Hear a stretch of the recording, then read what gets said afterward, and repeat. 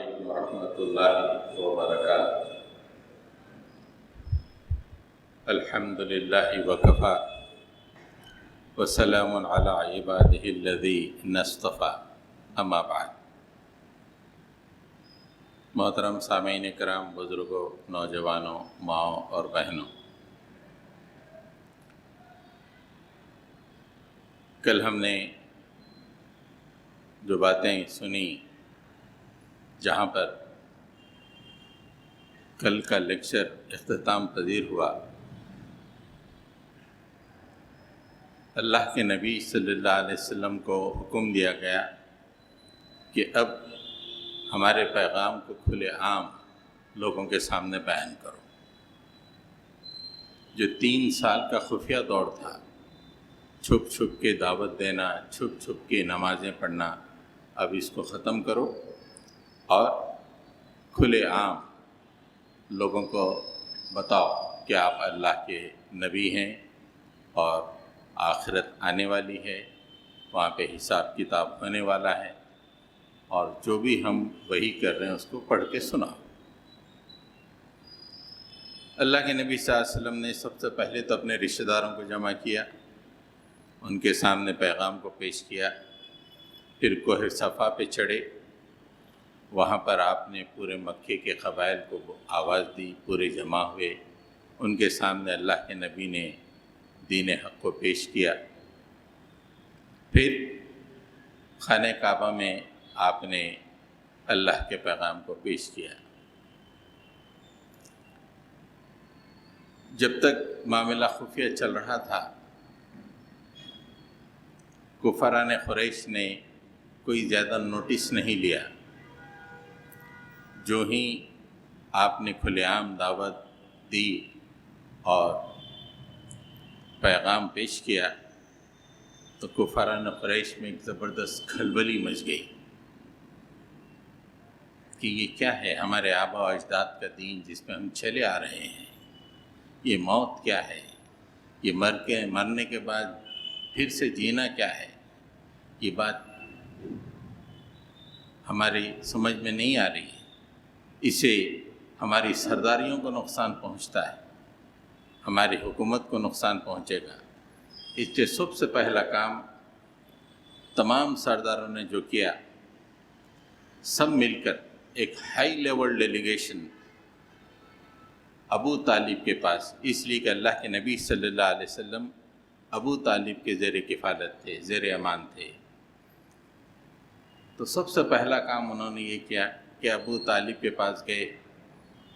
بڑے بڑے سردار ابو جہل ہے، عتبہ ہے، ولید بن مغیرہ ہے، امیہ بن خلف ہے، عاص بن وائل ہیں، بڑے بڑے سردار پہنچے اور ابو طالب سے پوچھے۔ انہوں نے کہا کہ ابو طالب، آپ جس دین پہ چل رہے ہیں وہی ہمارا دین بھی ہے۔ آپ دیکھ رہے ہیں کہ جس طرح ہمارے خداؤں کو برا بھلا کہا جا رہا ہے اور ہمارے آبا و اجداد کی تکذیب کی جا رہی ہے، ہمارے طریقے زندگی پہ تنقید کی جا رہی ہے، یہ آپ کے بھتیجے کر رہے ہیں، آپ انہیں روکیے۔ اگر آپ نہیں روکیں گے تو ہم پورے سردار مل کے آپ کے خلاف اعلان جنگ کر دیں گے۔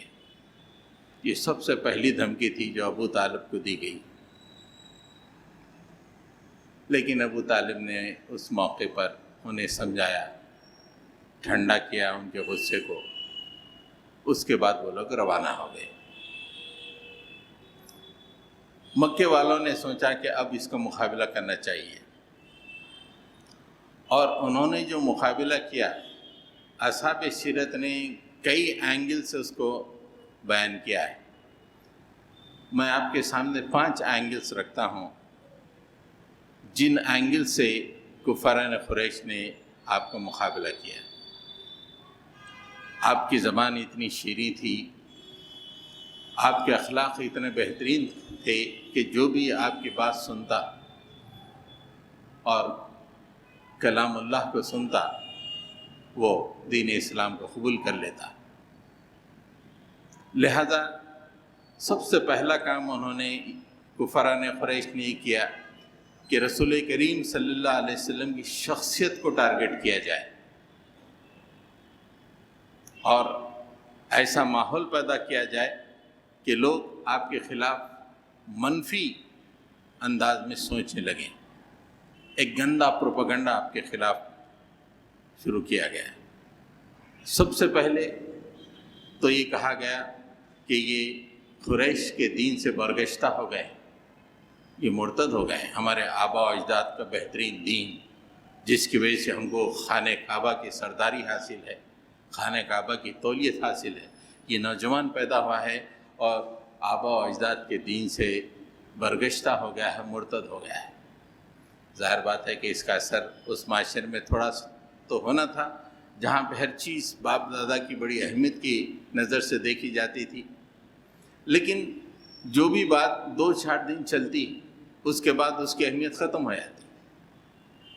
کوئی بھی بات پروپیگنڈا کیا جائے تو 2-4 دن چلتا ہے. آپ دیکھیں موجودہ زمانے میں بھی پروپیگنڈا 2-3 دن میں ختم ہو جاتا ہے. ٹی وی پر ایک معاملہ جب 2 دن طول پکڑتا ہے، اس کے بعد کوئی دوسرا معاملہ آ جاتا ہے تو یہ ختم ہو جاتا ہے. آج کے دور میں بھی مسلمانوں کے خلاف ایسے ہی پروپیگنڈے چلتے ہیں. ہر تھوڑے دن کے بعد کوئی ایک نئی بات پیش کی جاتی ہے. اللہ کے رسول صلی اللہ علیہ وسلم کے ساتھ بھی ایسے ہی ہوا. پھر یہ کہا گیا جب ان کا پہلا داؤ ناکام ہوا تو کہا کہ صاحب ہیں. صاحب کا مطلب اس زمانے میں بہت ہی بری نگاہ سے دیکھے جاتے تھے. صاحب کا مطلب وہ لوگ جو ایسے دین کو اپنائیں جس کا تعلق مین سٹریم سے نہیں ہے، اس کو صاحب کہتے تھے. مثال کے طور پہ اگر ہم میں سے کسی کو کوئی کہہ دے کہ تو رافضی ہے یا تو خارجی ہے تو کیا اثر ہوتا ہے؟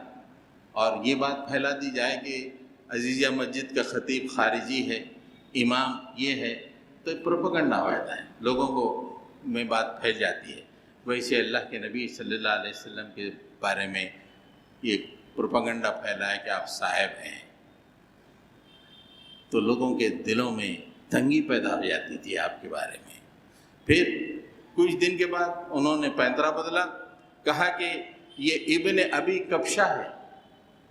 ابی کبشہ مدینے کا بدنام آدمی تھا، اس لیے کہ مدینے میں عام طور پہ لات، مکے میں عام طور پہ لات، عزا، منات اور حبل کی پوجا ہوا کرتی تھی. یہ مین سٹریم کا دین تھا ان کا. ابن کبشہ وہ تھا، ابو کبشہ وہ یہ بتوں کی پوجا چھوڑ کے ایک تارا جس کا نام شعرا تھا اس کی پوجا اور پرستش کرتا تھا، جس کی وجہ سے پورا مکے کا معاشرہ اسے ناپسند کرتا تھا. رسول اللہ صلی اللہ علیہ وسلم کو اس سے جوڑ دیا گیا کہ یہ ان کے بیٹے ہیں ابن ابی کبشہ. کچھ دن کے بعد پھر انہوں نے پینترا بدلا، کہا کہ جنون ہے، نعوذ باللہ یہ پاگل ہیں. لوگوں کو سمجھ میں نہیں آتا تھا کہ یہ کیسے پاگل ہیں، گفتگو اچھی کر رہے ہیں، اخلاق بہترین ہیں. پھر اس کے بعد کچھ دن کے بعد کہا کہ یہ جادوگر ہیں، یہ لوگوں پہ جادو کرتے ہیں، لوگوں کے دلوں پہ اثر انداز ہو جاتے ہیں اور ان کے جادو کے ذریعے سے باپ بیٹوں کے درمیان دراڑیں پیدا ہو رہی ہیں، خاندان ٹوٹ رہے ہیں، یہ جادوگر. پھر کہا قرآن مجید جب آپ پیش کرتے تھے لوگ متاثر ہوتے تھے تو کہا کہ یہ شاعر ہیں، یہ شعر کہہ رہے ہیں. قرآن مجید میں تمام باتیں آپ کو ملیں گی. جو پروپیگنڈا اللہ کے نبی کے خلاف ہوتا تھا، قرآن میں اس کا تذکرہ قرآن نے کیا اور اس کی نفی کیا کئی مقامات پر. آپ شاعر ہیں. پھر اس کے بعد جب چند دن گزرے تو اس کا بھی اثر ختم ہو گیا.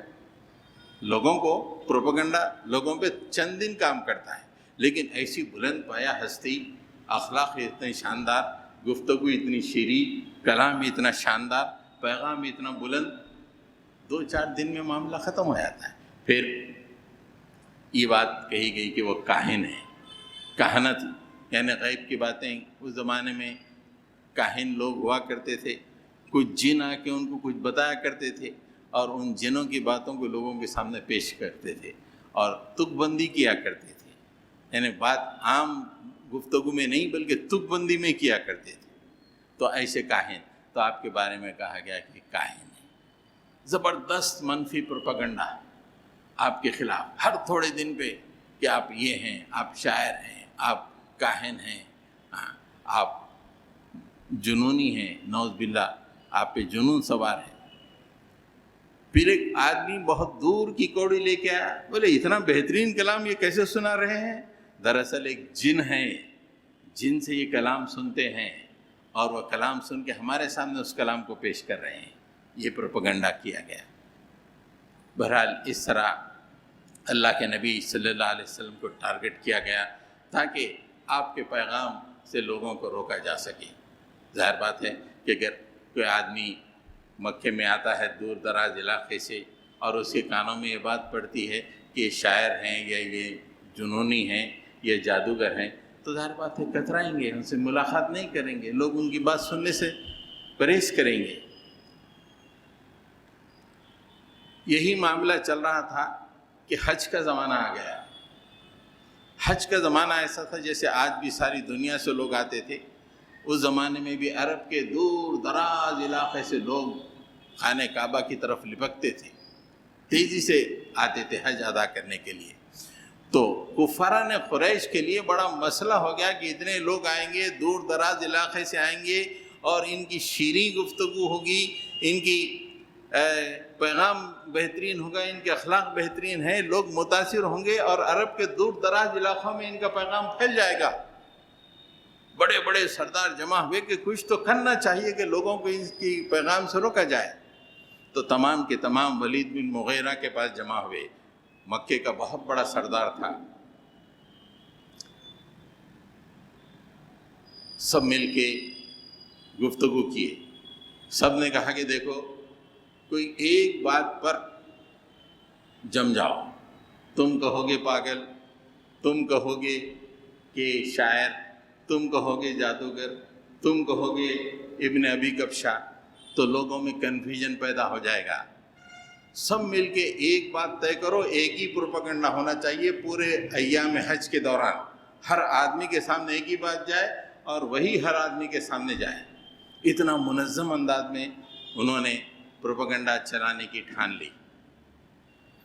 اب مشورہ ہوا، کہا کہ ولید بن مغیرہ نے سے جب پوچھا گیا کہ آپ ہم کو بتائیے کہ کیا کرنا چاہیے، اس نے کہا کہ آپ خود بتاؤ۔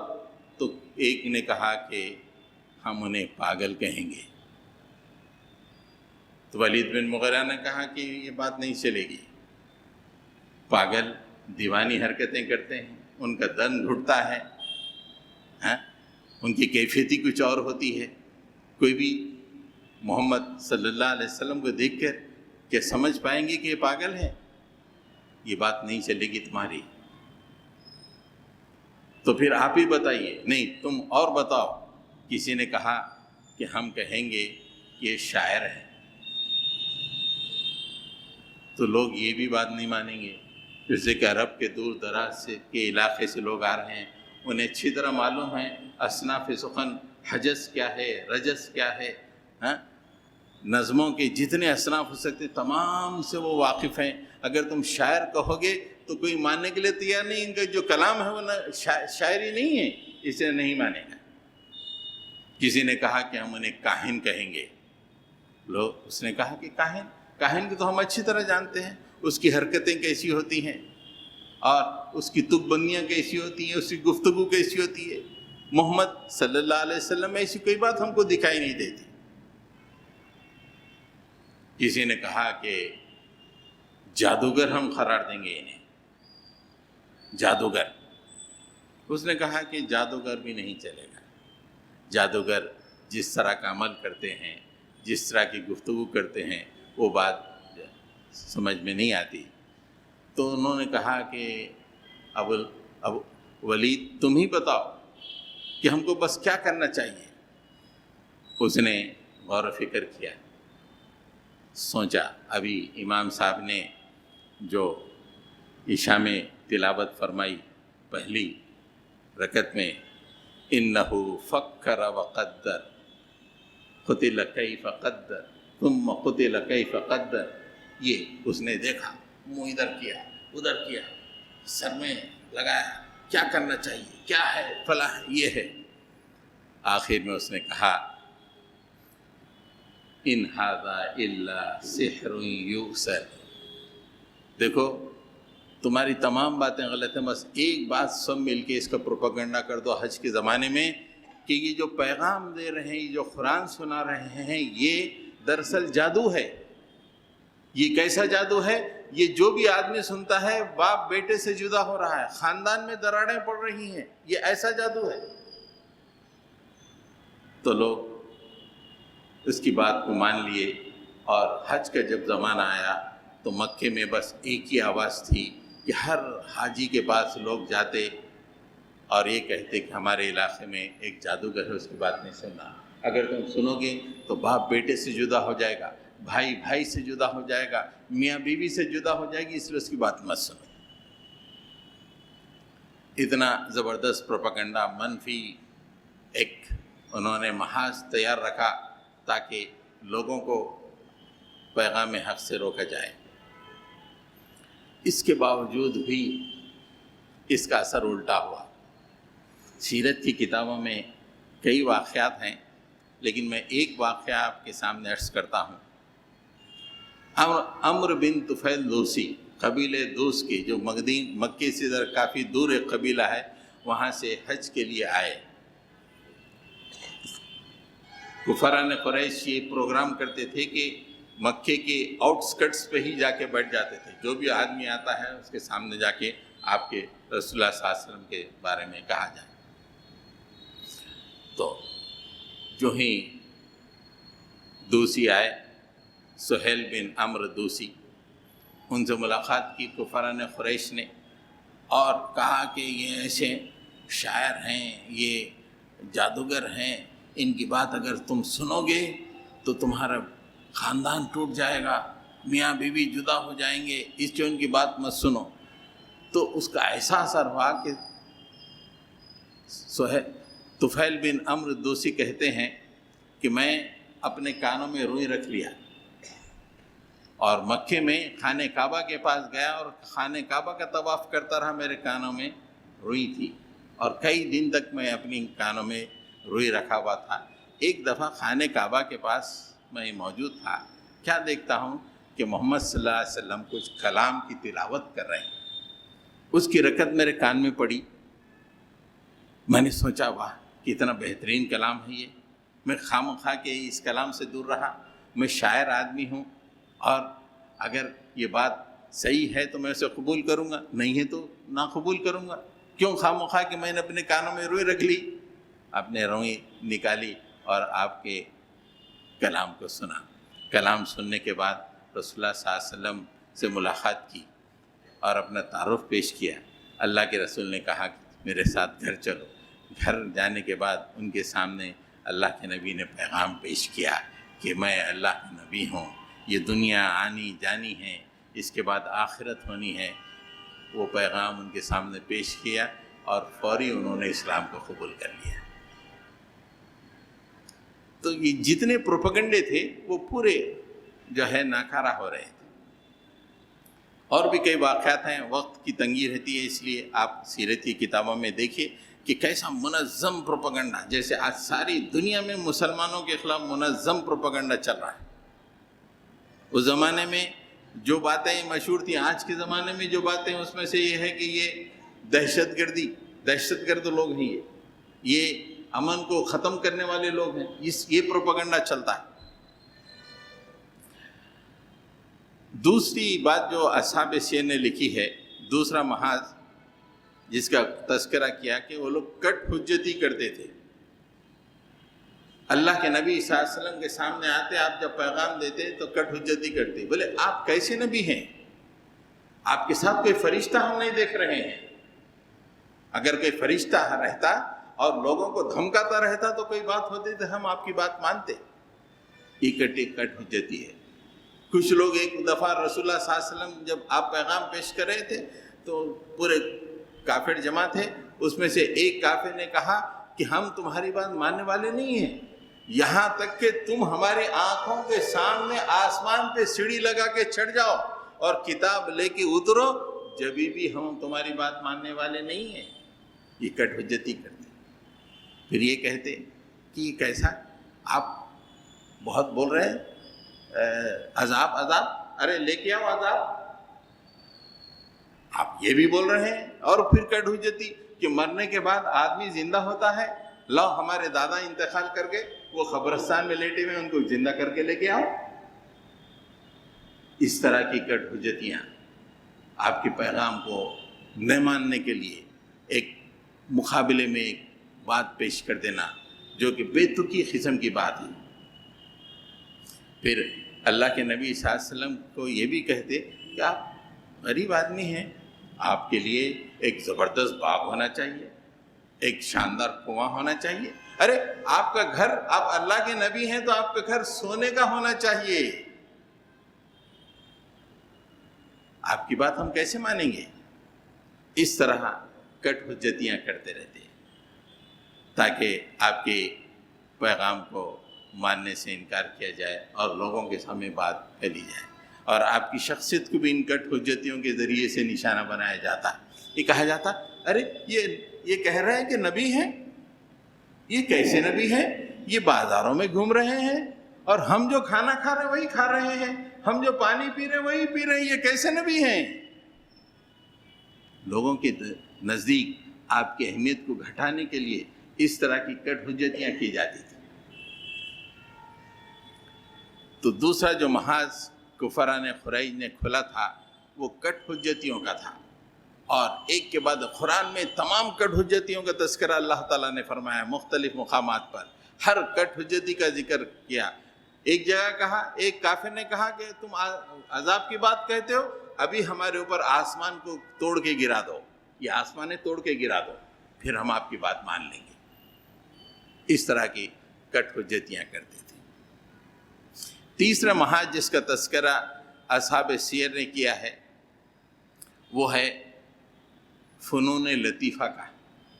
فنون لطیفہ یعنی انہوں نے ایک شاعروں کی ٹیم بنائی، کافروں نے، کفران قریش نے، اور انہیں یہ ذمہ داری دی گئی کہ رسول اللہ صلی اللہ علیہ وسلم کے خلاف اشعار لکھو، ان کی ہجوں میں، ان کے کلام کی ہجوں میں اشعار لکھو اور مختلف علاقوں میں گھوم کر اس کا تذکرہ کرو. آج جس ذرا ٹی وی پہ اینکر لوگ اسلام کے خلاف، مسلمانوں کے خلاف کرتے ہیں، اس زمانے میں شورا کا ویسا مقام تھا. کسی علاقے میں اگر کوئی شاعر جاتا تو پورا علاقہ وہاں جمع ہو جاتا اور وہ شاعر ان کے سامنے جا کر رسول اللہ صلی اللہ علیہ وسلم کے خلاف جو ہے اشعار پڑھتا، آپ کی ہجو کرتا، آپ کی شخصیت کو نشانہ بناتا.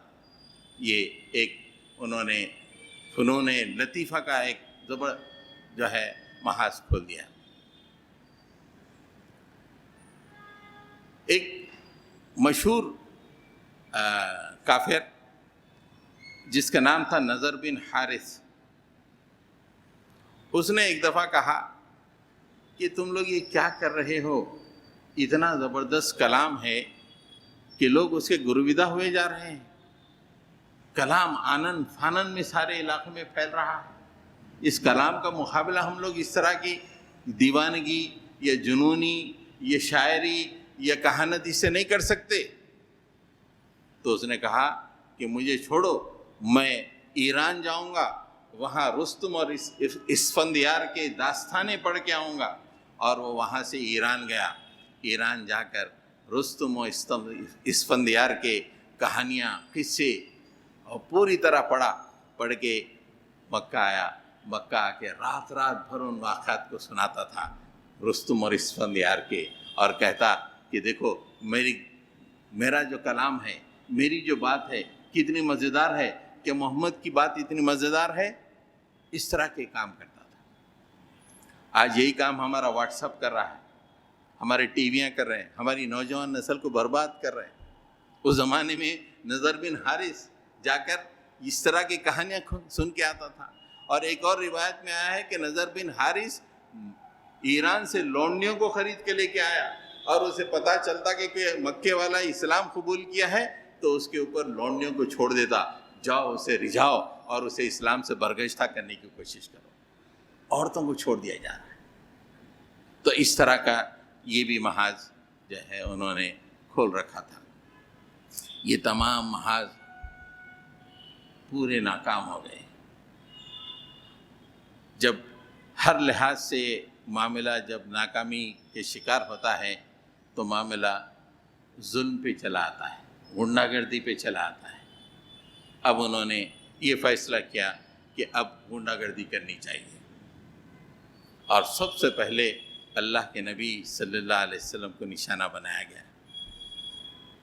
آپ کی 2 بیٹیاں تھیں، 2 بیٹیاں حضرت رقیہ، حضرت ام کلثوم، ابو لہب کی بہویں تھیں. عتبہ اور عتیبہ 2 بیٹے تھے، ان کے نکاح میں تھیں. ابو لہب نے سب سے پہلے بیٹوں سے کہا، جو ہی آپ نے کوہ صفا پہ لوگوں کو اللہ کی طرف بلایا، اپنے بیٹوں سے کہا آ کر کہ طلاق دے دو اپنی بیویوں کو. دیکھیے کس طرح، حالانکہ سگا چچا ہے اور دین اسلام سے پہلے رسول اللہ کو بہت چاہتا تھا کہ آپ کی 2 بیٹیوں سے اپنے 2 بیٹوں کی نکاح کیا. جو ہی یہ بات ہوئی اس نے کہا کہ آپ چھوڑ دیجیے. دونوں بیٹیاں مطلقہ ہو گئیں. اللہ کے نبی صلی اللہ علیہ وسلم، کبھی اسلام کے لیے ہماری بیٹیاں مطلقہ ہوئی؟ سوچئے کن حالات سے اللہ کے نبی گزرے ہیں. ہمارے پاس تو دعوتیں ہیں، مزیدار کھانے ہیں، خوشیاں ہیں. اس اسلام کے لیے بیٹیاں مطلقہ ہو گئیں، بولے نہیں طلاق دے دو.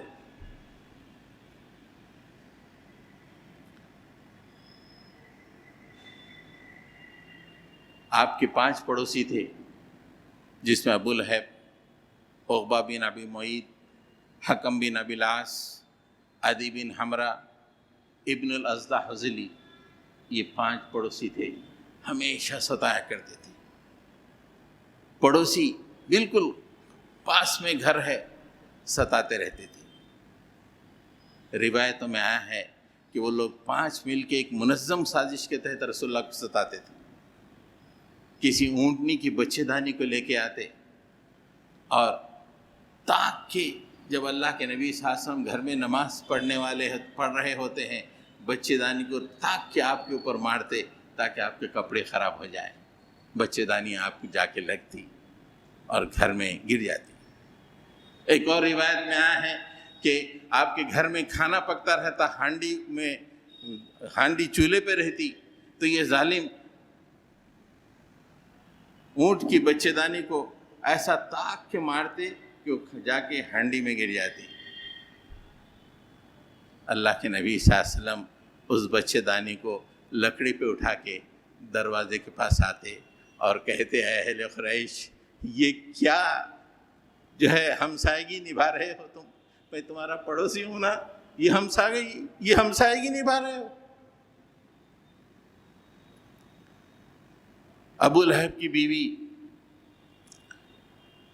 رسول اللہ صلی اللہ علیہ وسلم کی بھی سخت مخالف. روایتوں میں آیا ہے کہ وہ جب صبح صبح اللہ کے نبی نماز کے لیے نکلتے تھے تو راستے میں کانٹے بو دیا کرتی تھی، کانٹے لگا دیا کرتی تھی. جب ابو لہب نے کوہ صفا پہ رسول کریم صلی اللہ علیہ وسلم کو سخت سست کہا تو اس نے کہا تھا، اور اس میں یہ لفظ تھے کہ تیرے ہاتھ ٹوٹ جائیں، تو اللہ تعالیٰ نے سورہ لہب نازل کی، تبت یدا ابی لہب. اسی میں اس کی بیوی کا تذکرہ ہے. وَامْرَأَتُهُ حَمَّالَةَ الْحَطَبِ، اس کی بیوی بھی. اور اس میں اللہ تعالیٰ نے کہا کہ حَمَّالَةَ الْحَطَبِ، مطلب یہ لکڑیاں ڈھونے والی. یہ قرآن میں کہا. جب یہ سورہ اس کی ابو لہب کی بیوی ام جمیل جس کا نام تھا، اس نے سنا، آگ بگولا ہو گئی اور بڑے بڑے پتھر لے کے خانہ کعبہ کے پاس آئی کہ میں نے سنا ہے کہ محمد نے میری ہجو کی ہے، مجھے لکڑیاں ڈھونے والی کہا ہے، اگر مجھے دکھائی دے تو میں انہیں پتھروں سے ختم کر دوں گی.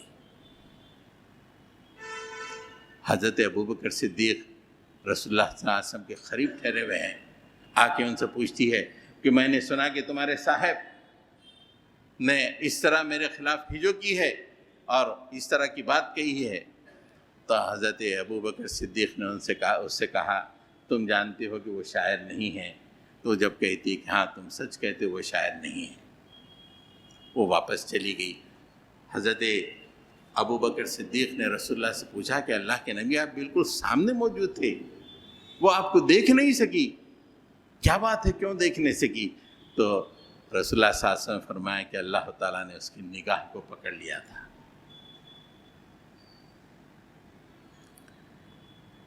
عقبہ بن ابی معیط انتہائی نہ خلف نہ ہنجار، بہت ہی گندا قسم کا کافر تھا، رسول اللہ کا پڑوسی تھا، ابو جہل کے ساتھیوں میں سے تھا. ایک دفعہ اللہ کے نبی صلی اللہ علیہ وسلم خانہ کعبہ کے قریب نماز پڑھ رہے ہیں، آپ سجدے میں گئے ہوئے ہیں.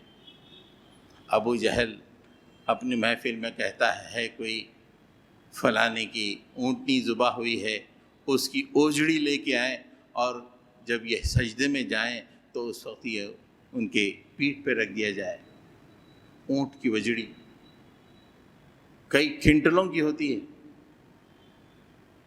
کبھی آپ نے رمضان میں اونٹ کٹتے ہیں دیکھیے کہ کتنی بڑی اجڑی ہوتی ہے. اس نے کہا کہ لائیں اور جب یہ سجدے میں جائیں تو ان کے پیٹھ پہ رکھ دیا جائے. عقبہ بن ابی معیط نے کہا کہ میں کام کروں گا. سیدھا گیا، اس اونٹ کی اجڑی لایا. اللہ کے نبی صلی اللہ علیہ وسلم جب سجدے میں ہیں تو آپ کے پیٹھ پہ رکھ دیا. اللہ کے نبی صلی اللہ علیہ وسلم سر اٹھا نہیں سک رہے ہیں وزن سے، بہت دیر تک آپ سجدے میں رہے، سر اٹھا نہیں رہے ہیں. بات پھیل گئی اور کسی کی ہمت نہیں کہ کوئی آیا اور اجڑی ہٹائے. حضرت فاطمہ رضی اللہ تعالیٰ عنہ آپ کی چھوٹی بیٹی تک یہ بات پہنچی تو تیزی سے آپ آتی ہیں اور اس اونچ کو نکال کے بازو ڈال دیتی ہیں. اس وقت اللہ کے نبی صلی اللہ علیہ وسلم اپنا سر اٹھاتے ہیں سجدے سے. اس موقع پہ اللہ کے نبی صلی اللہ علیہ وسلم نے بدعا دی، اے اللہ ابو جہل کو پکڑ لے، اے اللہ عتبہ بن ربیعہ کو پکڑ لے، شیبہ بن ربیعہ کو پکڑ لے، ولید بن عتبہ کو پکڑ لے، عقبہ بن معیط کو پکڑ لے. راوی نے کہا کہ 6 لوگوں کے نام اللہ کے نبی نے لیے، 7واں نام مجھے یاد نہیں ہے، لیکن میں نے بدر کے میدان میں دیکھا کہ پورے جن کے لیے اللہ کے نبی نے بددعا دی تھی ان کی پوری لاشیں بدر کے کنویں میں وہاں پہ تڑپتی ہوئی میں نے دیکھی. اس طرح اللہ کے نبی صلی اللہ علیہ وسلم کے ساتھ معاملہ کیا جا رہا تھا، آپ کو تکلیفیں دی جا رہی تھیں. صحابہ کرام رضوان اللہ تعالیٰ علیہم اجمعین کے لیے بھی بڑی مشکلیں تھیں. اللہ کے نبی کا نشانہ، پھر صحابہ کرام جو اسلام قبول کرتے ان کے لیے بڑی مصیبتیں، ایسی مصیبتیں کہ آدمی سوچ نہیں سکتا کہ ایسی مصیبتیں انہوں نے کیسے سہی ہیں. حضرت بلال حبشی بنو جمعہ امیہ بن خلف کے غلام تھے، انہوں نے اسلام کو قبول کیا، جس کے نتیجے میں انہیں دوپہر میں تپتی ہوئی ریت پہ لٹا دیا جاتا اور سینے پہ پتھر رکھ دیا جاتا اور مطالبہ کیا جاتا کہ اسلام سے پھر جاؤ، رسول اللہ سے دور ہو جاؤ. لیکن وہ کہتے کہ عہد عہد عہد. امیہ بن خلف بڑا ناراض ہوا کہ اتنا زبردست میں اس کی تعذیب کر رہا ہوں، تکلیف دے رہا ہوں، اس کے باوجود عہد عہد کر رہا ہے. تمام بچوں کو مکے کے بلایا، گردن میں رسی ڈال دی اور بولا کہ پورے مکے میں اس کو لے کے گھومو کھینچتے ہوئے. اسلام کے لیے، اسلام ایسا ہم تک پہنچا ہے. اسلام ولیموں کے دستروں سے نہیں پہنچا ہے، اسلام آرام دہ زندگیوں سے نہیں پہنچا ہے. حضرت خباب بن ارت رضی اللہ تعالیٰ عنہ، ان کو پکڑا جاتا اور انہیں آگ کے بستر پہ لٹا دیا جاتا اور سینے پہ پتھر رکھ دیا جاتا اور چربی گل کر آگ ٹھنڈی ہو جاتی. اندازہ لگائیے کیا عالم ہوگا. اور مطالبہ یہی ہوتا کہ اسلام سے پھر جاؤ. اسلام غالب ہوا حضرت عمر فاروق رضی اللہ تعالیٰ عنہ کے دور میں ایران فتح ہوا، دنیا کا ایک سپر پاور مسلمانوں کے قدموں میں آ گیا، بہت سارا مال غنیمت آیا، بہت سارا مال غنیمت۔ وہ مال غنیمت کو مسجد نبوی کے صحن میں جمع کیا گیا، لوگ خوشی خوشی، پورے مدینے میں خوشی ہے کہ مسلمانوں نے ایک سپر پاور کو زیر نگیں کر دیا، اور اتنا مال غنیمت آیا۔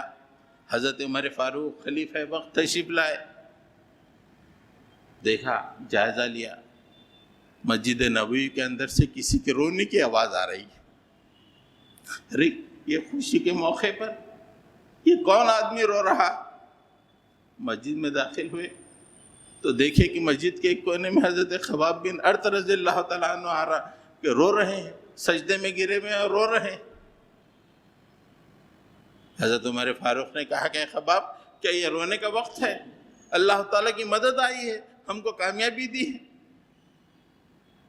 حضرت خباب بن ارت رضی اللہ تعالیٰ عنہ نے بس اتنا کہا کہ اے امیر المومنین، میری پیٹھ پر سے کپڑا ہٹائیے اور اس کا نظارہ کیجئے۔ جب حضرت عمر فاروق نے ان کی پیٹھ پر سے کپڑا ہٹایا تو دنگ رہ گئے، اچھل گئے کہ یہ کیا ہے؟ یہ گڑھے گڑھے لگے ہوئے ہیں، پوری پیٹھ سفید ہو چکی ہے، یہ کیا ہے؟ اے خباب، یہ کیا ہے؟ امیر المومنین، مکے میں مجھے آگ کے بستر پہ لٹایا جاتا تھا اور سینے پہ پتھر رکھا جاتا تھا، میری پیٹھ کی چمڑی پیٹھ کی چربی گل کر آگ سوکھ جاتی تھی، اس لیے میری پیٹھ ایسی ہو گئی ہے۔ اے امیر المومنین، اس مال کے لیے ہم نے یہ قربانی نہیں دی ہے، ہم یہ قربانی اس لیے دی ہے کہ اللہ کے پاس حاصل کیا جائے۔ مجھے ڈر ہے کہ اللہ تعالیٰ دنیا ہی میں اجر دے رہا ہے اس کا۔ یہ دنیا کے بارے میں ان کا کانسیپٹ تھا کہ ہم یہ جو قربانیاں دے رہے ہیں، ہم کو اللہ کے پاس اس کا اجر ملنا چاہیے۔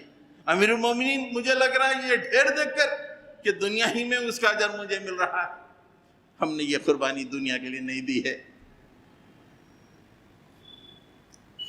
کن حالات سے رسول کریم صلی اللہ علیہ وسلم کا قافلہ گزر رہا۔ عمار بن یاسر، میں نے آپ سے بتایا تھا کہ مکے میں عرب میں کچھ قحطانی قبیلے ہیں، عمار کا تعلق قحطانی قبیلے سے تھا۔ ان کے والد یاسر کسی علاقے سے دور سے مکہ آئے تھے، وہاں پہ کسی سے دوستی کر کے سکونت پذیر اختیار کیے تھے، سکونت پذیری۔ لیکن جب انہوں نے اسلام قبول کیا، پورا خاندان ٹارگٹ ہوا، پورا خاندان اتنی تکلیف دیتے، حضرت یاسر کو اتنی تکلیف دی گئی کہ وہ تکلیف برداشت نہ کر سکے، شہید ہو گئے۔ اور عمار کی والدہ حضرت سمیہ، ابو جہل نے اس ایسے وحشیانہ انداز میں، یعنی تذکرہ کرنا بھی مناسب نہیں لگتا، اتنے وحشیانہ انداز میں انہیں ختم کیا کہ اس وحشیانہ انداز کو دیکھ کر، جب تک اس کا نام عمرو بن حشام تھا، جب اللہ کے رسول صلی اللہ علیہ وسلم کے پاس یہ واقعہ کی اطلاع پہنچی تو اللہ کے نبی نے فرمایا کہ یہ تو ابو جہل ہے، جہالت کا باپ ہے، قیامت تک کے لیے اس کا نام ابو جہل بن گیا۔ پرائیویٹ پارٹس میں نیزہ مار کر اس نے ہماری ماں حضرت سمیہ کو ختم کیا۔ عمار بن یاسر کو اتنی تکلیف دیتے، پورے خاندان کو جب تکلیفوں سے گزارا جاتا، دوپہر کی تپتی ہوئی آگ میں انہیں زمین سے تپایا جاتا۔ ایسے موقع پہ ایک دفعہ اللہ کے نبی قریب سے گزر رہے ہیں، دیکھ رہے ہیں اپنی آنکھوں سے کہ ان پہ ایمان لے کے آئے اور اس کی وجہ سے ان کا یہ حال ہو رہا ہے، ہمت دلا رہے ہیں، اے آل یاسر، صبر کرو، جنت تمہارے قریب ہے، صبر کرو۔ اللہ کے نبی صلی اللہ علیہ وسلم کا قافلہ اور آپ کے ساتھی صحابہ اس طرح کی قربانیاں دے رہے تھے۔ حضرت عثمان غنی رضی اللہ تعالیٰ عنہ حالانکہ اس مکے کے امیروں میں ان کا شمار ہوتا تھا، لیکن جب انہوں نے اسلام کو قبول کیا، ان کے چچا نے ان کو بوریے میں لپیٹ دیا اور نیچے سے دھواں دینا شروع کیا۔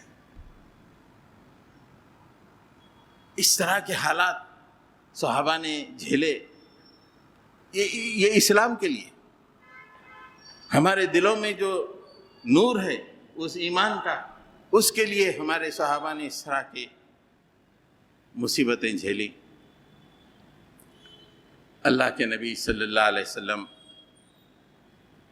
اس موقع پر دار ارقم کوہ صفا کے دامن میں ایک مکان ہے بالکل الگ تھلگ، وہاں پہ قیام کیا تاکہ صحابہ کرام کی تربیت کی جائے، دین اسلام کا کام کیا جائے۔ جب یہ معاملہ بہت بڑا، تعذیب بہت ہونے لگی صحابہ کرام کی، تو اسی زمانے میں اللہ تعالیٰ نے ایک سورہ کہف نازل کی۔ اس میں اصحاب کہف کا تذکرہ تھا۔ اللہ کے نبی صلی اللہ علیہ وسلم نے فرمایا کہ اس سے یہ اشارہ ملتا ہے کہ اپنے ایمان کو بچانے کے لیے ہجرت کی جا سکتی ہے۔ اللہ کے نبی صلی اللہ علیہ وسلم نے صحابہ کرام کو حکم دیا کہ مجھے اطلاع ملی ہے کہ حبشہ کا بادشاہ بہت اچھا بادشاہ ہے، اس کے پاس جو ہے دینداری ہے، رواداری ہے، اگر تم وہاں جا سکتے ہو تو ہجرت کر کے چلے جاؤ۔ جب اجازت ملی تو صحابہ کرام نے ملک حبش کو ہجرت کی۔ ملک حبش کو ہجرت کی۔ 2 ہجرتوں کا تذکرہ سیرت میں آتا ہے۔ پہلی ہجرت ہوئی، پہلی ہجرت ہونے کے بعد لوگ وہاں پہنچے، اس کے بعد وہاں پہ مسلمانوں کی اطلاع ملی کہ پورے کے پورے مسلمان، پورے کے پورے مکی کے لوگ مسلمان ہو گئے۔ ہوا یہ کہ سورہ نجم نازل ہوئی تو اللہ کے نبی صلی اللہ علیہ وسلم سورہ نجم کی تلاوت کر رہے تھے، تو اتنے متاثر ہو گئے اس سورے سے کہ جتنے کفاران قریش وہاں پہ تھے، سورہ نجم کے آخر میں سجدہ ہے، اور جب اللہ کے نبی نے پوری تلاوت کی وہ کان لگا کے سن رہے تھے۔ جب تلاوت ختم کر کے اللہ کے نبی صلی اللہ علیہ وسلم نے سجدہ کیا تو وہ تمام کے تمام کافر سجدے میں گر گئے۔ آپ کو دیکھیں اتنے متاثر تھے اس وقت۔ یہ اطلاع ایسے پہنچی ہے ملک حبشہ کو کہ مکے کے پورے لوگ مسلمان ہو گئے، تو اس میں سے کچھ لوگ واپس آئے، لیکن پھر دیکھا یہاں پہ حالات کہ نہیں مسلمان نہیں ہوئے، اطلاع غلط ہے، تو پھر دوسری ہجرت حبشہ بھی۔ ادھر صحابہ کے ساتھ تعذیب کا معاملہ چل رہا ہے، لیکن اس کے باوجود بھی صحابہ کے ایمان افروز واقعات دیکھیے کہ 3 واقعات میں آپ کے سامنے رکھتا ہوں کہ اسلام کے لیے انہوں نے کیسی قربانی دی۔ ایک واقعہ ہے حضرت عبداللہ بن مسعود رضی اللہ تعالیٰ عنہ کا۔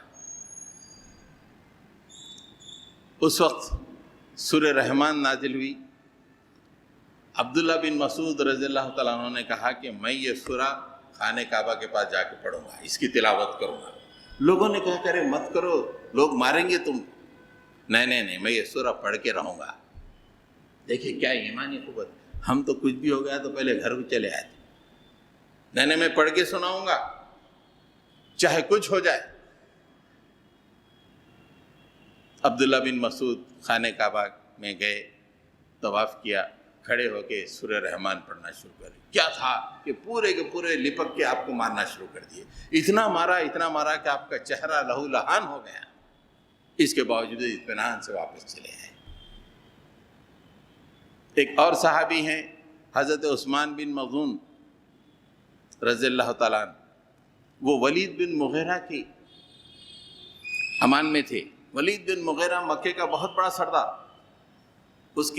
وہ ولید بن مغیرہ کے بھتیجے اس کے امان میں تھے۔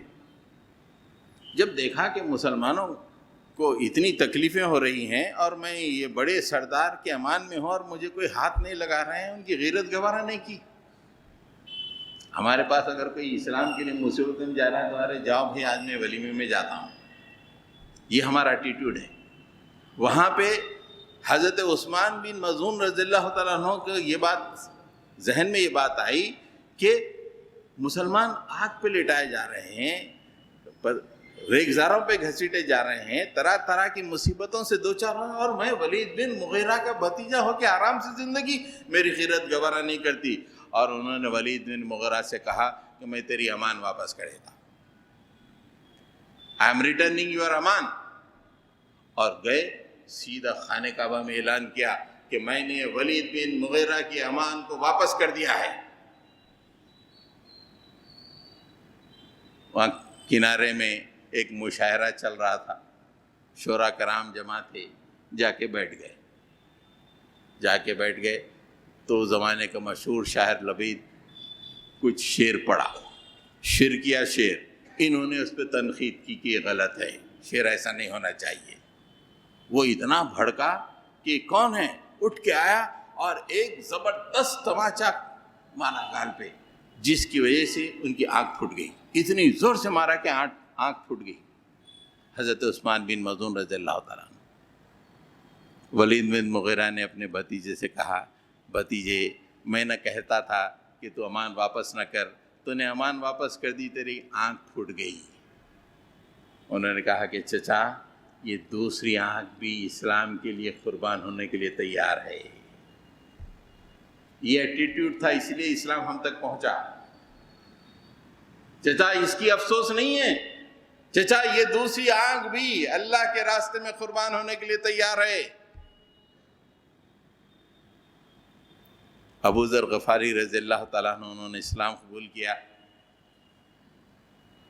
غفار قبیلہ غفار کے تھے۔ ایمان دیکھیے، غیرت، اسلام قبول کرتے اپنے قبیلے چلے آتے، نہیں، غیرت میری گوارا نہیں کرتی کہ خاموش جاؤں، میں مکے میں اعلان کر کے جاؤں گا، ارے اتنی پریشانی نہیں، کوئی بات نہیں، میں اعلان کر کے جاؤں گا۔ خانہ کعبہ میں آئے اور اعلان کیا کہ میں نے محمد پہ ایمان لایا ہے، محمد میرے نبی ہیں، اللہ پہ ایمان لایا ہے۔ جتنے لوگ جمع تھے اتنا انہیں پیٹنا شروع کرے، مارنا شروع کرے، مارتے مارتے ادمرا کر دیا۔ اتنے میں ابو طالب وہاں سے چلے آئے اور دیکھا کہ یہ قبیلہ غفار کے فرد ہیں، اور انہوں نے کہا کہ لوگوں تمہیں کیا ہو گیا ہے، ہمارا تجارتی قافلہ قبیلہ غفار کے قریب سے گزرتا ہے، اگر یہ مر جائے تو ہماری تجارت رک جائے گی۔ لوگوں نے ہاتھ روک لیے۔ یہ ایمان افروز واقعات، حالانکہ اتنی مصیبتیں ہیں، یہ ہم جیسے آرام پسندوں کے لیے ایک کان سے سننا، دوسرے کان سے نکال دینا۔ اگر وہ قربانیاں نہ دیتے تو ہم تک اسلام کیسے پہنچتا؟ حبشہ میں جب دوسری دفعہ حبشہ کی ہجرت ہوئی تو مکے والوں نے کہا کہ ارے ہمارے لوگ حبشہ چلے گئے، تو انہوں نے ایک سفارت بھیجی ملک حبشہ کو، جا کے ہمارے بچوں کو لے کے آؤ۔ تقریباً روایتوں میں آتا ہے کہ 80 سے زیادہ لوگ ہجرت کر گئے تھے۔ دو بڑے مایاناز سفیر، گفتگو میں شاندار بہترین ایگریمنٹس کرنے والے، ایک ہیں عبداللہ بن ربیعہ، دوسرے عمر بن عاص، بعد میں اسلام قبول کرے ہو۔ عمر بن عاص 6 ہجری میں دونوں کو تیار کیا گیا کہ جاؤ ملک حبشہ سے ہمارے بچوں کو لے کے آؤ۔ یہ دو گئے، طائف وغیرہ بہت سے لے گئے۔ نجاشی نصرانی بادشاہ تھا، عیسائی بادشاہ، بہت سارے تحفے لیے۔ سب سے پہلے وہاں پہ پادریوں سے ملاقات کی اور پادریوں کو زبردست تحفے دیے، اور وہ پادری جو دربار میں رسوخ رکھتے ہیں، ہمیشہ دربار میں حاضر رہتے ہیں، بڑے بڑے تحفے دیے ان کو۔ تحفے دینے کے بعد ان کو اپنی طرف راضی کر لیا، کہا کہ ہمارے پاس سے کچھ بچے آئے ہیں، انہیں واپس کرنا ہے، بادشاہ سے انہیں واپس کروا دیجیے۔ ٹھیک ہے، کل آئیے۔ دربار سجا، دربار میں ان کو بلایا گیا، کہا کہ ہمارے پاس سے کچھ لوگ آئے ہیں، دین ان کا بگڑا ہوا ہے اور اپنے باپ دادا کے دین کو چھوڑ کے نیا دین وہ قبول کیے ہیں اور اپنے والدین سے بھاگ کر یہاں پہ آئے ہیں، والدین بے چین ہیں، اے بادشاہ انہیں تو واپس کر دے۔ نجاشی نے کہا کہ جب تک میں ان لوگوں کی بات نہیں سنوں گا واپس نہیں کروں گا۔ دوسرے دن پھر دربار سجا، مسلمان آئے اور مسلمان بڑے پریشان تھے کہ کیا کیا جائے۔ انہوں نے حضرت جعفر ابو طالب کے بیٹے حضرت علی کے بھائی کو اپنا امیر بنایا، بولے آپ ہماری طرف سے بات کیجیے۔ دربار میں سب سے پہلے حضرت جعفر آئے، مسلمان آئے، سامنے جعفر، ادھر سے مکے کا سفیر، دونوں۔ حضرت جعفر طیار نے ان سے پوچھا کیا ہم کوئی غلام تھے جو غلام بھاگ کر آ گئے؟ نہیں نہیں، آپ غلام نہیں، آپ آزاد ہیں۔ ہم نے کسی کا قتل کیا، قتل کر کے بھاگ کے آئے یہاں پر؟ نہیں نہیں، آپ نے قتل نہیں کیا۔ کیا ہم کسی کے مال کو چرایا ہے اور چرا کے ہم بھاگ کر آئے ہیں؟ نہیں نہیں، آپ نے مال کو نہیں چرایا ہے۔ پھر اس وقت انہوں نے اتنی زبردست اور جامع تقریر کی، یا ایھا الملک، اے بادشاہ، ہم گمراہ قوم تھے، ہم بتوں کو پوجتے تھے، ہم حرام کھاتے تھے، ہم بدکاریاں کرتے تھے، ہم ہمسایوں کو ستاتے تھے، ہم رشتہ داروں کا حق ادا نہیں کرتے تھے، ہم بہت ہی گندے راستے پہ چلتے تھے، لیکن ہمارے ہی درمیان ہم میں سے ایک شخص اٹھا، ایک نبی آئے، اور وہ ان کی شرافت، ان کی صداقت، ان کی امانت کے بارے میں ہم پہلے ہی سے قائل تھے۔ انہوں نے ہم کو کہا کہ بتوں کی پرستش چھوڑ دو، نماز پڑھو، روزہ رکھو، بدکاریاں چھوڑ دو، عورتوں کی عصمتوں کی حفاظت کرو، ہمسایوں کا حق ادا کرو، رشتہ داروں کا حق ادا کرو۔ ان کی بات کو ہم نے پسند کیا اور ان کے دین پہ کو ہم نے قبول کیا، جس کی وجہ سے ہماری قوم برگشتہ ہو گئی۔ اس لیے ہم اپنی جان، اور ہم کو طرح طرح کی تکلیفیں دینے لگی، اس لیے ہم اپنی جان کی عافیت کے لیے آپ کے ملک میں چلے آئے۔ نجاشی نے کہا کچھ کلام ہیں سناؤ۔ تو حضرت جعفر طیار رضی اللہ تعالیٰ عنہ نے سورہ مریم کی ابتدائی آیتیں تلاوت فرمائی۔ ایسی کیفیت طاری ہو گئی کہ نجاشی کی آنکھوں سے آنسو جاری ہو گئے، اور جتنے راہب بیٹھے ہوئے تھے ان کی آنکھوں سے آنسو جاری ہو گئے۔ جب تلاوت ختم ہوئی تو نجاشی نے کہا کہ یہ کلام اور انجیل دونوں ایک ہی چراغ کے نور لگتے ہیں مجھے۔ اور اس کے بعد مکے کے سفیروں سے کہا کہ میں ان کو تمہارے ساتھ واپس نہیں بھیج سکتا، آپ چلے جاؤ، یہ میرے ملک میں آرام سے رہیں گے، اطمینان سے رہیں گے۔ بڑی ندامت ہوئی، ہار ہو گئی۔ رات جب آئی تو عمر بن عاص، بڑے زیرک، بہت ہوشیار آدمی، بہت ہی سیاس، بولے کہ کیسا بھی لے جانا ہے ہم کو یہاں سے ان لوگوں کو۔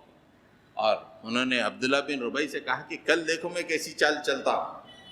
دوسرے دن پھر دربار میں حاضر ہوئے اور کہا کہ اے بادشاہ، ذرا ان لوگوں سے پوچھئے کہ عیسیٰ کے بارے میں ان کا کیا خیال ہے۔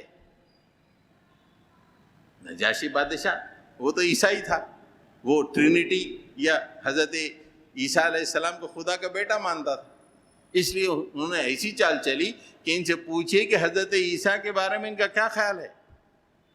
مسلمان گھبرائے، لیکن انہوں نے آپس میں طے کیا کہ سچ کہیں گے جو اللہ کے ہمارے نبی نے فرمایا۔ انہوں نے کہا کہ ہمارے نبی نے ہم سے حضرت عیسیٰ کے بارے میں یہ کہا ہے کہ وہ اللہ کے بندے ہیں، اللہ کے نبی ہیں اور اللہ کی روح ہیں۔ نجاشی زمین سے ایک تنکا اٹھایا اس تنکے سے زیادہ بھی تم نے غلط بات نہیں کہی، بالکل سچ بات کہی۔ جو ہی اس نے کہا جتنے پادری تھے وہ غصے سے بےتاب ہو گئے، روایت میں آیا کہ ان کی سانسیں چلنے لگیں۔ اس نے کہا کہ تمہاری سانسیں چلنے کے باوجود میں کہتا ہوں کہ یہ لوگوں نے صحیح بات کہی ہے، اور کہا کہ ان کے جو تحفے لائے ہیں ان کے تمام تحائف کو واپس کر دو اور ان کو یہاں سے بھیج دو، اور ان سے کہنا کہ میں مسلمانوں کو اپنے علاقے سے جانے نہیں دوں گا۔ ناکام ہو گئی سفارت جب ناکام ہوئی تو واپس پہنچی، لوگ بڑے مایوس ہوئے کفاران مکہ، لیکن مایوسی کے بعد پھر ظلم کی چکی تیز ہو گئی، ایسی تیز کہ ہم سوچ نہیں سکتے کہ معاملہ ایسا ہو گیا۔ اللہ کے نبی صلی اللہ علیہ وسلم دار ارقم میں ہیں، ارقم بن ابی الارقم کے مکان میں، وہاں پہ صحابہ کرام جو بھی بچے ہوئے تھے ہجرت کے لیے، ہجرت حبشہ سے بچے ہوئے تھے، وہاں پہ موجود رہتے تھے۔ کفاران قریش نے پروگرام بنایا کہ اب یہ معاملہ یہ ہے کہ اللہ کے نبی صلی اللہ علیہ وسلم کو ختم کرنا چاہیے، جب تک انہیں ختم نہ کیا جائے معاملہ ختم نہیں ہوگا۔ انہوں نے باضابطہ بڑے بڑے سردار مل کے انہوں نے یہ قرارداد پاس کی کہ سب مل کے رسول اللہ کے زندگی کو ختم کرنے کی کوشش کریں گے۔ اب چیدہ واقعات آپ کی زندگی کو ختم کرنے کے لیے اصحاب سیر لکھتے ہیں۔ میں 3 واقعات آپ کے سامنے رکھوں گا۔ عتیبہ ابو لہب کا بیٹا، جس نے آپ کی بیٹی کو طلاق دے دی تھی، ایک دفعہ رسول اللہ صلی اللہ علیہ وسلم کے سامنے آیا اور مخالفت کیا اور گلا پکڑ لیا اور آپ کے کرتے کو کھینچ کے پھاڑ دیا۔ کسی طرح بیچ بچا ہوا۔ اس موقع پہ اللہ کے نبی صلی اللہ علیہ وسلم نے کہا کہ اللہ تعالیٰ تجھے اپنے کتوں میں کے ایک کتے کو مسلط کر دے گا، اپنے کتوں میں کے ایک کتے کو تجھ سے مسلط کر دے گا۔ بڑا ڈر گیا، اس سے کہ مکے میں جو بات کہی جاتی ہے وہ قبول ہوتی ہے، ان کا ایمان تھا، کافروں کا بھی۔ دوسرا، اللہ کے نبی کی مخالفت تو کر رہے ہیں لیکن ڈاؤٹ تو تھا کہ اللہ کے نبی۔ ایک دفعہ سامان تجارت لے کے ملک شام گیا مکے کا قافلہ۔ عتیبہ کو معلوم تھا کہ رسول اللہ نے اسے بد دعا دی، اس کے والد کو بھی معلوم تھا، تو اس کو کیا کیے، وہاں پہ بیابان میں جہاں پہ قیام کیا تھا، عتیبہ کو وہاں پہ جانور بھی تھے اور بالکل بیچوں بیچ اس کو سلائے اور پورا قافلہ جو ہے چاروں طرف سے سو گھیر لیا۔ رات ہوئی، 3 بجے ایک شیر آیا، پورے لوگوں کو پھلانگتا ہوا، جانوروں کو دیکھے بغیر اس کا گردن سر پکڑ لیا اور لے کے چلا گیا۔ عتیبہ ختم ہو گیا۔ اللہ کے نبی نے بد دعا دی تھی کہ اس نے آپ کے ساتھ اس طرح کا معاملہ کیا تھا۔ عقبہ بن ابی معیط، جس کا میں نے تذکرہ کیا، ایک دفعہ اللہ کے نبی صلی اللہ علیہ وسلم خانہ کعبہ میں کے قریب نماز پڑھ رہے ہیں، سجدے میں ہیں، آپ قریب گئے، وہ قریب گیا آپ صلی اللہ علیہ وسلم کی، جب آپ سجدے میں تھے ایک کپڑا نکالا، کپڑے کو لپیٹ کر اس گردن میں ڈالا اور موڑنے لگا، یہاں تک کہ سانس رک گئی، کھینچنے لگا۔ قریب میں ابو بکر تھے، دوڑتے ہوئے آئے، روتے ہوئے کہنے لگے، اتقتلون رجلا ان یقول ربی اللہ، ارے تم اس شخص کو ختم کرتے ہو جو کہتا ہے کہ میرا رب اللہ ہے، اس لیے ختم کرتے ہو۔ اسے دھکا دے کے ہٹا دیا اور اللہ کے نبی صلی اللہ علیہ وسلم کی گردن سے وہ کپڑے کو ہٹا دیا۔ ابو جہل نے اپنے ساتھیوں سے کہا کہ محمد یہاں پہ نماز پڑھتے ہیں، میں انہیں روک رہا ہوں، نماز پڑھ رہے ہیں، اس کے باوجود اب کی دفعہ وہ اگر یہاں آئیں گے اور اپنا سر زمین پہ جھکائیں گے، لگائیں گے، تو میں یہ پتھر سے ان کے سر کو کچل دوں گا۔ لوگوں نے کہا اب مزہ آئے گا. اللہ کے نبی صلی اللہ علیہ وسلم آئے, آپ نے نماز پہلے طواف کیا, پھر نماز کے لیے ٹھہر گئے. جو ہی آپ سجدے میں گئے, ایسا بڑا پتھر لے کر ابو جہل آپ کے قریب آیا. قریب آتے آتے جو ہی قریب پہنچنے والا تھا کہ بہت ہی ڈر کے پریشانی کے عالم میں پلٹ گیا اور بھاگتے ہوئے دور چلا گیا, اور اتنا پریشان ہو گیا کہ پتھر بھی ہاتھ سے نہیں چھوٹ رہا تھا, اتنا پریشان ہو گیا. اے ابو الحکم, یہ کیا ہے؟ تم تو ختم کرنے کے لیے گئے تھے, پاؤں پلٹ کے کیوں آ گئے؟ ارے میں نے ایسے اونٹ کو دیکھا ہے, ایسا اونٹ میں نے اپنی کبھی زندگی میں نہیں دیکھا. ہاں, وہ میرے سر کو پکڑنے کے لیے آ رہا تھا, اس سے میں ڈر کے بھاگ کر آ گیا. اللہ کے نبی صلی اللہ علیہ وسلم نے اپنے ساتھیوں سے کہا کہ وہ جبرائیل تھے, اگر وہ ایک قدم بھی آگے بڑھاتا تو اس کی چینیاں کر دیتے ہیں حضرت جبرائیل. تو اس طرح مکے والے آپ کی جان کے لالے, آپ کی جان کے دشمن ہو گئے تھے. حضرت گرامی, اس کے بعد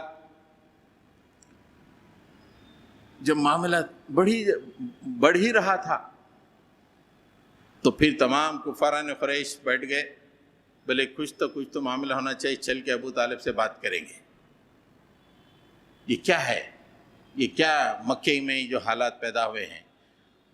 ایک بہت بڑا وفد جس میں تقریباً 25 کفاران قریش تمام قبیلوں کے آئے اور حضرت ابو طالب سے بات کیے. اے ابو طالب, یہ کیا ہو رہا ہے؟ تمہارا جو مقام ہمارے نزدیک ہے تم اچھی طرح جانتے ہو کہ کس مقام پہ تم فائز ہو, لیکن تمہارا بھتیجا ایک نئے دین کو پیش کر رہا ہے, ہمارے معبودوں کو غلط کہہ رہا ہے, ہمارے بڑوں کا انکار کر رہا ہے. دیکھو, یہ تم کو ہم وارننگ دے رہے ہیں, اگر تم اسے ہٹا دو, روک دو, نہیں تو ہم تمام کے تمام تمہارے خلاف جنگ کرنے کے لیے تیار ہو جائیں گے, جنگ کریں گے اور تم کو ختم کر دیں گے. حضرت ابو طالب نے اس موقع پہ اللہ کے رسول صلی اللہ علیہ وسلم کو بلا کے کہا, بھتیجے, یہ میری قوم کے لوگ ہیں, بڑے بڑے سردار ہیں, یہ اچھی بات کہہ رہے ہیں, ان کی بات مان لو, تم اپنے کام سے رک جاؤ, مت کرو یہ کام. اس موقع پہ اللہ کے نبی صلی اللہ علیہ وسلم نے جو باتیں کہیں, اصحاب السیر نے لکھا ہے کہ چچا جان, اگر یہ لوگ میرے دائیں ہاتھ میں سورج اور بائیں ہاتھ میں چاند بھی لا کے رکھ دیں, میں یہ کام سے رکنے والا نہیں, یہاں تک کہ اللہ تعالیٰ اس کام کے ذریعے سے مجھے کامیابی عطا کرے, یا اس کام کو کرتے کرتے میری گردن میرے کندھوں سے ڈھلک جائے. یہ دو ہی آپشن ہے چچا جان, کوئی تیسرا آپشن نہیں ہے. یہ کہنے کے بعد حضرت محمد صلی اللہ علیہ وسلم زار و خطار ہونے لگے کہ وہ چچا جن پہ میں بھروسہ کر رہا تھا, جو پتھر تھا اس میں میں نے قدم رکھا تھا, وہ بھی ڈگمگا گیا, اور وہ بھی مجھ سے مطالبہ کر رہا ہے کہ یہ کام چھوڑ دو. زار و خطار ہوتے ہوئے اس محفل سے آئے. بعد میں حضرت ابو طالب نے رسول اللہ سے ملاقات کی, کہا کہ بھتیجے, میں تمہارے ساتھ ہوں, جو کام تم کرنا چاہا تم کر سکتے ہو, اور میں اپنی آخری سانس تک تمہارے تعاون اور مدد کے لیے تیار رہوں گا. کچھ دن کے بعد پھر کچھ لوگ, ایک وفد آیا, ایک خوبصورت بچہ ولید بن مغیرہ کا بیٹا عمارہ, دیکھنے میں انتہائی خوبصورت, اچھا جسیم, لے کے آئے اور ابو طالب سے کہا کہ ابو طالب, یہ بچہ یہ نسب میں بہت اونچا ہے, دیکھنے میں بھی بڑا اچھا ہے, اس کو تم لے لو اور تمہارے بھتیجے کو ہمیں دے دو, ہم اس کا کام تمام کر دیں گے. کتنی گری ہوئی حرکت, یعنی ہمارے بچے کو لے لو اور تم محمد صلی اللہ علیہ وسلم کو ہمیں ہمارے حوالے کر دو تاکہ ہم ان سے نپٹ لیں گے. ابو طالب نے کہا کہ اے قریش کے سردارو, یہ کیسا معاملہ تم میرے ساتھ کر رہے ہو؟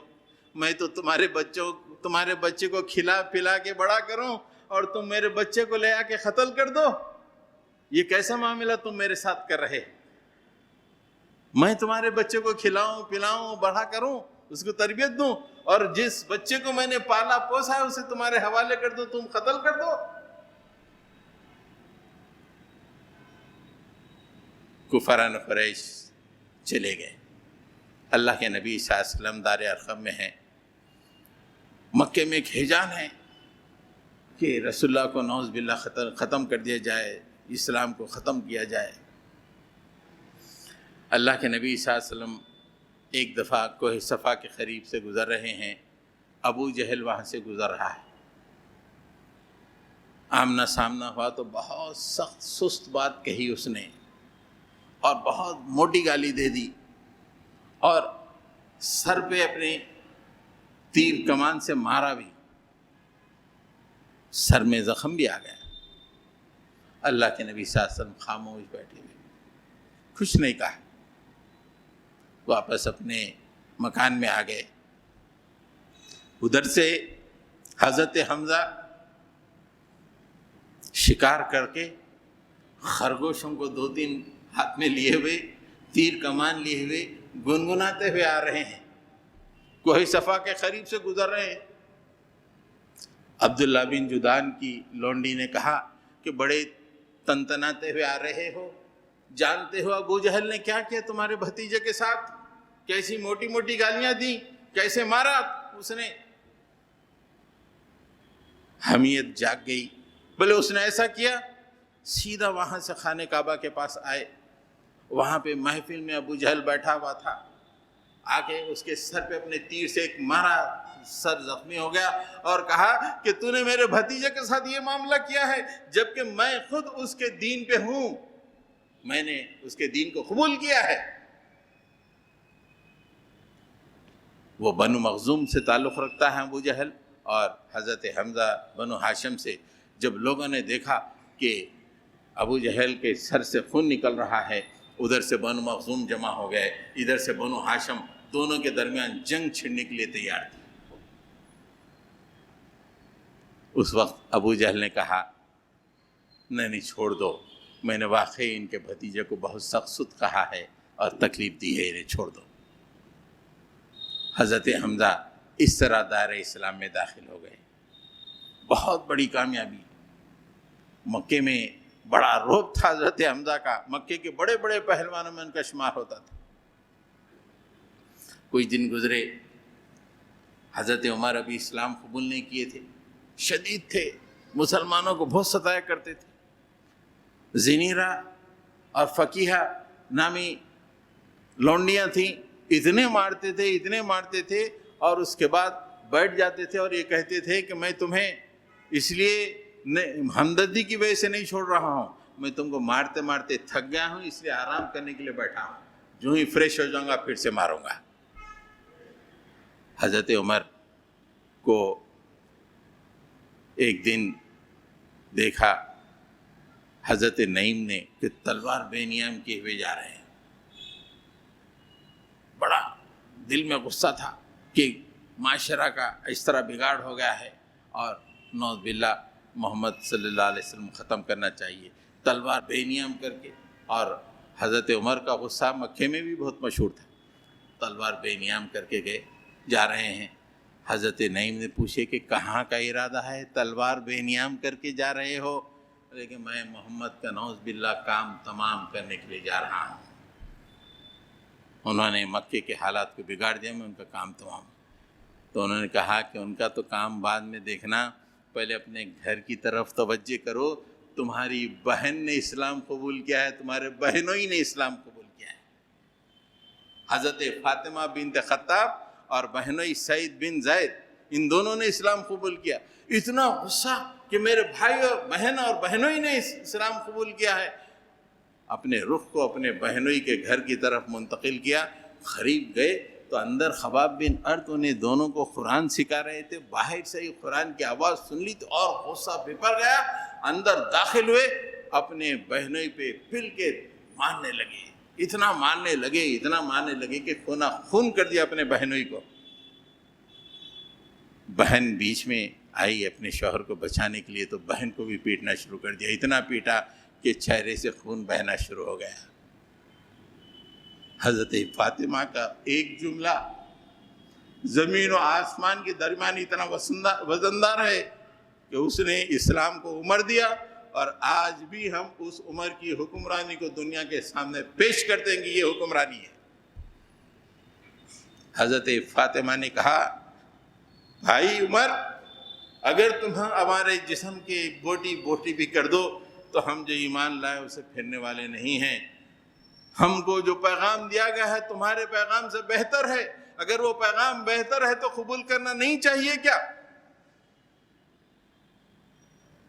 ایک تو بہن کے چہرے سے نکلتا ہوا خون دیکھا، اور پھر اس طرح کی چیلنج دیکھی تو نرم پڑ گئے۔ کہا کہ اچھا کون سا کلام تم پڑھ رہے تھے؟ ہاں مجھے بھی سناؤ۔ جب حضرت عمر ٹھنڈے پڑ گئے، خواب بھی اندر چھپے ہوئے تھے، خوشی سے باہر چلے آئے۔ اے عمر مبارک ہو، کل اللہ کے نبی نے دعا فرمائی تھی کہ عمرین میں سے کسی ایک عمر کو اسلام میں داخل فرما۔ عمر بن ہشام یعنی ابو جہل اور عمر بن خطاب، یہ دونوں میں سے کسی کو مشرف اسلام فرما۔ مجھے لگ رہا ہے کہ وہ دعا قبول ہو گئی۔ عمر، بہن نے کہا یہ کلام اللہ کا کلام ہے، ایسے سنایا نہیں جا سکتا، آپ نہا دھو لو۔ نہائے، نہا کر پاک ہوئے، کلام سنایا، اثر کر دیا کلام۔ واہ کیا بہترین کلام ہے، کیا بہترین کلام ہے۔ اور وہیں فیصلہ کیا کہ میں سیدھے جاؤں گا اور رسول اللہ صلی اللہ علیہ وسلم کے ہاتھ پہ ایمان لے کر آؤں گا۔ حضرت گرامی، وہاں سے حضرت عمر نکلے، تلوار بالکل بے نیام ہے۔ ارقم بن ابی ارقم دار ارقم کی طرف چلے، وہاں پہ مسلمان ڈرے ہوئے اللہ کے رسول کے پاس بیٹھے ہوئے ہیں۔ جا کے کھٹکا دیا دار ارقم پر۔ مسلمانوں نے سوراخ میں سے جھانک کے دیکھا کہ حضرت عمر تلوار کو بے نیام کیے ہوئے ہیں۔ پورے ڈر گئے، ارے عمر آئے ہیں اور تلوار بے نیام کی بھی، عمر ہے، عمر۔ حضرت حمزہ موجود تھے، انہوں نے کہا کہ گھبراؤ نہیں، اگر ان نیک خیال سے آ رہا ہے تو ٹھیک ہے، اگر برے خیال سے آ رہا ہے تو اسی کی تلوار سے اس کے سر کو قلم کر دیا جائے گا۔ کھول دو دروازہ۔ دروازہ کھول دیا گیا۔ اللہ کے نبی صلی اللہ علیہ وسلم پہ اس وقت وحی نازل ہو رہی تھی۔ وحی کے نزول کے بعد اللہ کے نبی کو پتہ چلا کہ عمر آئے ہوئے ہیں۔ اللہ کے نبی تشریف لائے اور حضرت عمر کے گریبان کو پکڑا اور کہا کہ عمر یہ کب تک کہ تم اس عذاب کا انتظار کر رہے ہو جو ولید بن مغیرہ پہ آیا تھا، ویسا ہی عذاب تم پر آئے؟ کب تک یہ اس راستے پہ چلو گے؟ کیوں نہیں اللہ کی طرف آؤ گے؟ ایسا جھنجھوڑا کہ آپ کا جسم شل ہو گیا، اور انہوں نے اس موقع پہ کہا کہ میں اسلام قبول کرنے کے لیے آیا ہوں، اشہد ان لا الہ الا اللہ واشہد ان محمدً عبدہ ورسولہ۔ مسلمان اتنے خوش ہوئے کہ نعرہ تکبیر کی آواز ایسی بلند ہوئی کہ پورے وادی میں آواز پھیل گئی اور پورے دنگ رہ گئے کہ یہ کیسی آواز ہے۔ دو روایتیں ہیں۔ ایک روایت یہ ہے کہ جو ہی آپ نے اسلام قبول کیا دار ارقم میں، آپ نے رسول اللہ صلی اللہ علیہ وسلم سے کہا کہ اللہ کے نبی کب تک ہم چھپ چھپ کے رہیں گے؟ چلیے ہم خانہ کعبہ میں چل کے نماز پڑھیں گے۔ اللہ کے نبی صلی اللہ علیہ وسلم نے اس بات کو منظور کیا، مسلمانوں کو دو ٹکڑیوں میں تقسیم کیا۔ ایک ٹکڑی کے سردار حضرت حمزہ کو بنایا، ایک ٹکڑی کے سردار حضرت عمر کو بنایا، اور یہ دو ٹکڑے میں مسلمان پہلی دفعہ شان سے خانہ کعبہ کے پاس گئے۔ پورے کافر دیکھ رہے ہیں اور کسی کی ہمت نہیں ہے کہ ایک کی قیادت حضرت حمزہ پہلوان کر رہے ہیں، دوسرے کی حضرت عمر کر رہے ہیں۔ ان آنکھوں کے سامنے باجماعت نماز ادا کی، اور وہ پہلی نماز تھی باجماعت بے خوف مسلمانوں نے خانہ کعبہ میں ادا کی۔ اس روز اللہ کے نبی نے حضرت عمر کو جو لقب دیا، وہ لقب تھا فاروق، وہ آج تک آپ کے نام کے ساتھ لگا ہوا ہے۔ حضرت گرامی، اس طرح میں ایک 5-10 منٹ اور لوں گا، اس لیے کہ اور آگے کل پرسوں کافی واقعات ہیں کر آپ لوگ تھوڑی دیر اور کریں، اس لیے کہ یہ ایمان افروز واقعات ہیں، وقت ضائع نہیں ہو رہا ہے. ہاں ہم لوگ واٹس ایپ پہ گھنٹوں گزار دیتے ہیں. ہاں یہ زیادہ نہیں، 5-10 منٹ، اس لیے کہ عام طور پہ جو لوگ رات کا وقت کھانا کھانے کے عادی ہیں ان کو بھوک لگ رہی ہوگی، لیکن اللہ کے رسول کے لیے تھوڑا سا برداشت کر لیجیے. اللہ کے نبی صلی اللہ علیہ وسلم جب یہ دونوں اسلام قبول کیے، دار ارقم میں ہی موجود ہے اللہ کے نبی صلی اللہ علیہ وسلم، لیکن مکے میں ایک بھونچال آ گیا، ایک زبردست بھونچال، اور مکے والوں نے جو ہے بہت پھر سے آپ کو تکلیفیں دینے شروع کر دیں. ایسے میں ایک وہاں کا سردار ہے عتبہ بن ربیعہ، جس کے بارے میں اللہ کے نبی صلی اللہ علیہ وسلم نے کہا تھا جب وہ مر گیا جنگ بدر میں، تو اللہ کے نبی نے کہا تھا کہ مکے کا سب سے دانشور آدمی، میں سمجھتا تھا کہ شاید یہ اسلام قبول کر لے گا، لیکن شاید یہ اللہ کو منظور نہیں تھا. اس نے اپنے ساتھیوں سے کہا کہ لوگو مجھے چھوڑو، یہ کیا معاملہ ہے، میں محمد سے صلی اللہ علیہ وسلم سے بات کروں گا، کچھ معاملہ طے کر دوں گا. لوگوں نے کہا کہ ٹھیک ہے جا کے بات کرو. تو وہ رسول اللہ صلی اللہ علیہ وسلم سے گفتگو کرنے کے لیے آپ خانہ کعبہ کے قریب تھے، پہنچا اور اس نے گفتگو کی. مصحف کے بچے ہیں شاید، بچے. حضرت رسول اللہ صلی اللہ علیہ وسلم کے سامنے وہ پہنچا اور کہا کہ دیکھو بھتیجے، ہمارے نزدیک تمہارا بڑا اونچا مقام ہے، تمہارا خاندان بھی بڑا اونچا ہے.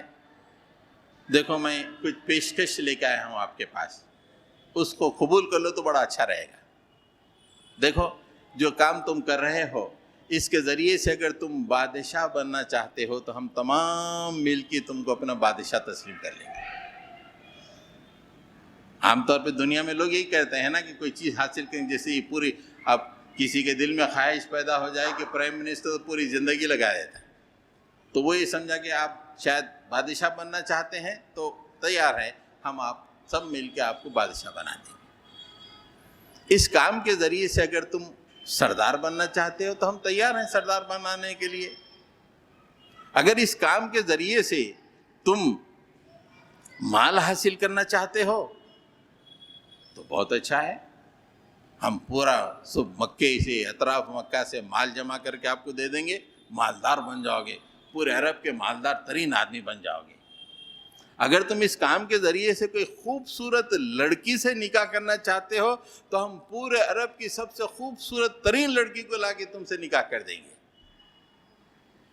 اگر تم کو کوئی جنون لاحق ہے تو ہم اس کا علاج بھی کروائیں گے، لیکن یہ کام جو تم کر رہے ہو اس کو چھوڑ دو. بادشاہت لے لو، مال و دولت چاہتے ہیں تو لے لو، خوبصورت لڑکی ہم تیار ہیں، اور علاج بھی تیار ہے. اللہ کے نبی صلی اللہ علیہ وسلم نے اس کے بعد کہا کہ اے ابو الولید، تم کو جو کہنا تھا تم نے کہہ دیا؟ ہاں میں نے کہہ دیا. اللہ کے نبی صلی اللہ علیہ وسلم نے سورہ حامیم السجدہ کی آیتیں تلاوت کرنا شروع کر دی. وہ اپنے دونوں ہاتھوں کا ایسا پیچھے لگائے ہوئے آپ صلی اللہ علیہ وسلم کی تلاوت کو سن رہا تھا. چہرے پہ ایک رنگ آ رہا تھا، ایک رنگ جا رہا تھا، یہاں تک کہ وہ اس آیت پہ پہنچا فَإِنْ أَعْرَضُوا فَقُلْ أَنذَرْتُكُمْ صَاعِقَةً صَاعِقَةَ عَادٍ وَثَمُودَ. اگر وہ لوگ اس کلام سے اعراض کرتے ہیں تو کہہ دو میں تمہیں ڈراتا ہوں اس واقعے سے یا اس صاعقہ سے، اس عذاب سے جو عاد پہ آیا تھا، سمود پہ آیا تھا، تم کو میں ڈراتا ہوں. روایت میں آتا ہے کہ اس پہ اس کلام کا ایسا اثر ہوا کہ وہ جو ایسا ہاتھ لگا کے بیٹھا تھا، ایک ہاتھ نکال کے رسول اللہ صلی اللہ علیہ وسلم کے منہ مبارک پہ رکھا اور کہا کہ محمد اپنی قوم پہ رحم کرو، اپنی قوم پہ رحم کرو، اپنی قوم پہ رحم کرو. واپس آیا چہرہ بدلا ہوا تھا. لوگوں نے کہا کہ محمد کے کلام کا اثر اس پہ بھی ہو گیا ہے. جو چہرہ لے کے گیا تھا وہ چہرہ لے کے نہیں آ رہا. واپس آ کے اس نے کہا کہ لوگوں محمد کو اس کے حال پہ چھوڑ دو. بخدا میں نے ایسا کلام سنا ہے جس کی جڑ مضبوط ہے, بہت شیریں ہے, وہ پھل لا کے رہے گا. دیکھو میں ایک مشورہ دیتا ہوں, اگر عرب والے محمد سے بدلہ لے لیتے ہیں تو تمہارا کام ہو جاتا ہے, لیکن اگر محمد اس کام کے ذریعے سے عرب پہ چھا گئے تو محمد کا عرب پہ چھانا یہ تمہارا چھانا ہو جائے گا. اس لیے ان کو اپنے کام پہ رہنے دو. اس طرح حضرات گرامی اللہ کے نبی صلی اللہ علیہ وسلم کا کام مکے میں جاری تھا. لوگ آپ کے پیغام کو سن رہے تھے, آ رہے تھے. کفاران قریش طرح طرح کے پروگرام کے ساتھ آپ کو ستا رہے تھے, آپ کے سودا بازی کرنے کی کوشش ہو رہی تھی طرح طرح کی. انشاءاللہ آج ہم اس کو یہیں روکتے ہیں.